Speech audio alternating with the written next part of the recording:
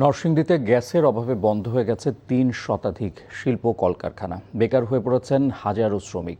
সংকট দেখা দিয়েছে পরিবহন খাতেও। গ্যাসের অভাবে জেলার ১৭টি সিএনজি পাম্পের অধিকাংশই বন্ধ রয়েছে।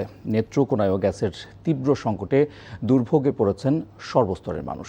নরসিংদী প্রতিনিধি বিশ্বজিৎ সাহা ও নেত্রকোনা প্রতিনিধি ভজন দাসের তথ্য ছবিতে আহমেদ শরীফের ডেস্ক রিপোর্ট।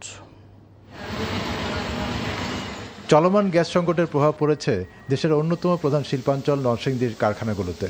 বিশেষ করে মাধবদী, চোয়ালা, ঘোড়াদিয়া, মেহেরপাড়া ও শেখেরচর এলাকার গ্যাস নির্ভর garments, textile, knitting, dyeing, weaving, spinning mill সহ ছোট বড় প্রায় ৩০০ কারখানার উৎপাদন মারাত্মকভাবে ব্যাহত হচ্ছে।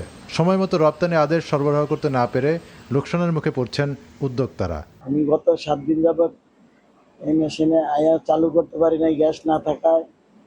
এখন আমরা আসতেছি আর যাইতেছি, কিভাবে আমরা চলবো, মালিক কিভাবে আমাদেরকে বেতন দিবে। সকল প্রকার উৎপাদন বন্ধ আছে। এই বন্ধ থাকার কারণে আমাদের কোম্পানি আর্থিক ক্ষতির সম্মুখীন হচ্ছে। উৎপাদন কমে যাওয়ায় সবচেয়ে বেশি দুর্ভোগে পড়েছেন শ্রমিকরা। অনেক কারখানায় অতিরিক্ত কর্মী ছাঁটাই করা হচ্ছে, আবার কোথাও কর্মঘণ্টা এবং মজুরি কমিয়ে দেওয়া হয়েছে। আমরা সকল শ্রমিকরা অলস সময় পার করছি, আমাদের কোনো উৎপাদন নেই। ৩-৪ দিনের ভিতর বেতন দেওয়ার কথা ছিল, 1 সপ্তাহ ধরে গ্যাস নাই, এই কারণে সাপ্তাহিক সে বেতনটা দিতেছে না মালিক। শুধু কারখানা নয়, গ্যাসের অভাবে এখানকার অধিকাংশ সিএনজি পাম্পই বন্ধ।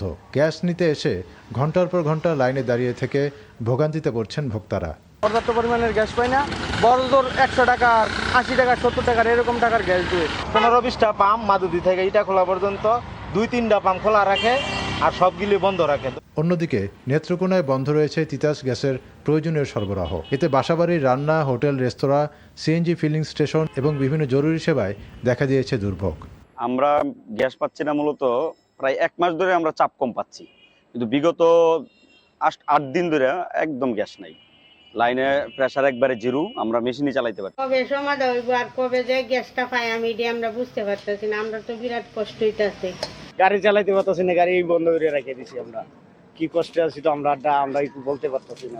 আমরা যে গ্যাস তো লইতে পারি না, তিতাস গ্যাস নাই, আমরা এলপিতে চালাইতেছি, দাম বেশি, তাতে আমরা ২০ টাকা করে ভাড়া বেশি চাইছি। এটা আহাজারি একটা মহামারী বলে না এটাকে, আমি মনে করি গ্যাসের একটা মহামারী দেখা দিয়েছে নেত্রকোনা জেলা শহরে।